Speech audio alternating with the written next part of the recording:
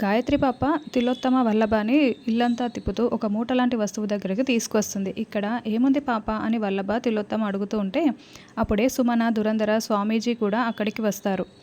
చెప్పు పాప, ఇక్కడ ఏముందని అత్తయ్య వాళ్ళని ఇక్కడికి తీసుకువచ్చావు అని సుమన కూడా అడుగుతూ ఉంటే అమ్మ అని గాయత్రి పాప చెప్తూ ఉంటుంది. ఏంటి అమ్మనా? మా అక్క అక్కడ హాల్లో కదా ఉంది, ఇక్కడ ఎందుకు ఉంటుంది అని సుమన అడుగుతూ ఉంటుంది. రే వల్లభ, ఏంటో తీసి చూడు, తెలిసిపోతుంది కదా అని అక్కడ మూటలాగా ఉన్న దానిపై ఉన్న క్లాత్ని వల్లభ తీసేయగానే అక్కడ నైని ఉంటుంది. నైని అలా కళ్ళు మూసుకొని మత్తులో ఉండిపోవడంతో మమ్మీ అంటూ వల్లభ ఒక్కసారిగా గట్టిగా అరుస్తూ ఉంటాడు. అదేంటి మా అక్క ఇక్కడ పడుకుందేంటి అని సుమన చాలా షాకింగ్గా అడుగుతూ ఉంటుంది. అప్పుడే విక్రాంత్ అక్కడికి పరిగెత్తుకుంటూ వచ్చి ఏమైంది అని ప్రశ్నిస్తూ ఉంటాడు. మా అక్క చూడండి ఎక్కడ పడుకుందో అని సుమన చూపిస్తూ ఉంటే విక్రాంత్ కూడా చాలా షాకింగ్గా అక్కడ మత్తులో ఉన్న నైనిని చూస్తూ ఉంటాడు.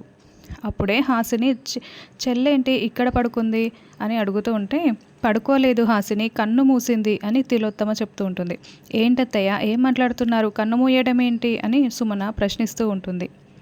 నైని ఆల్రెడీ విక్రాంత్, దురంధరకి ఒక ప్లాన్ చెప్పి ఉంటుంది.